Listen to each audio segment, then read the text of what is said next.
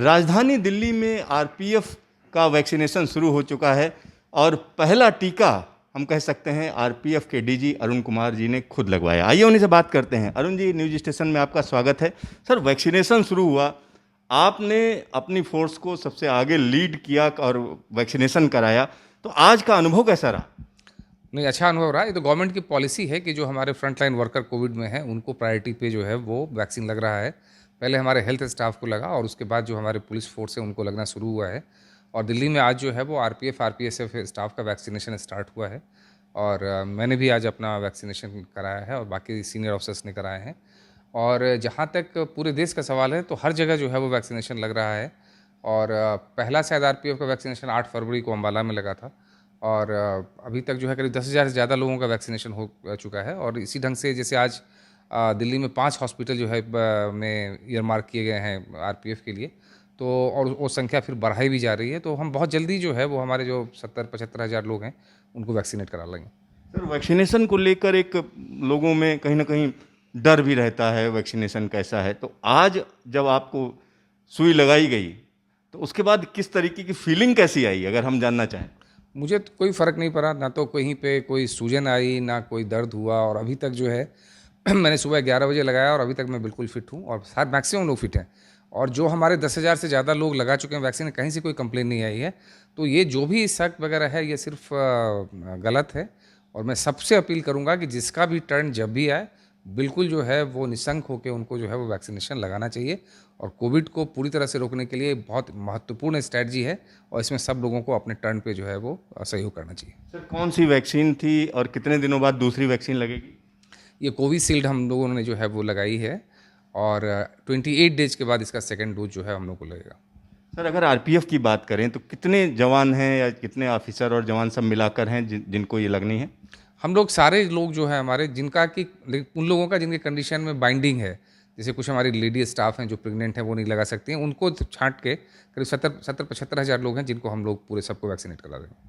तो सर, ये तो बड़ी एक तरीके से अच्छी बात है, लेकिन एक सवाल उठता है कि अगर हम आरपीएफ की बात करें तो टोटल कितने लोग जो है कोरोना से ग्रस्त हुए हैं, अगर इस पूरे कोविड पीरियड की बात करें? जैसा कि आप जानते हैं कि आरपीएफ शुरू से जो है डे 1 से फ्रंट लाइन फोर्स रहा है, चाहे लोगों को खाना देना हो या गाड़ियों को एस्कॉर्ट करना हो, या जब समय की स्पेशल ट्रेन चल रही थी तो आरपीएफ के लोग ही जो है वो पूरे ट्रेन्स में जो है उपलब्ध थे।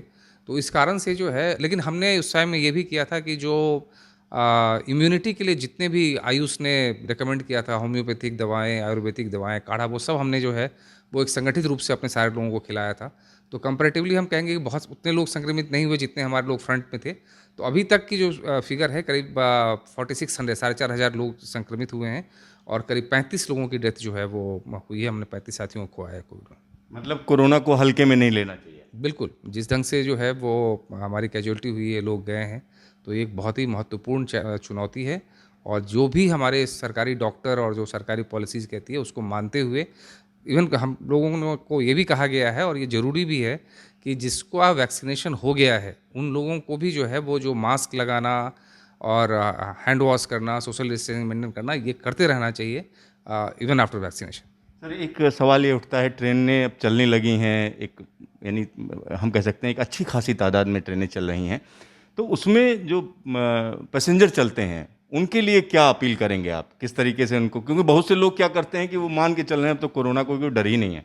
नहीं, हम लोग इन्फोर्स कराने की कोशिश भी करते हैं और हम जहाँ तक संभव है कि अब सारे स्टेशन पे टेम्परेचर चेकिंग जो है वो, सैनिटाइजेशन का काम हमारा जो है वो लगातार रहता है।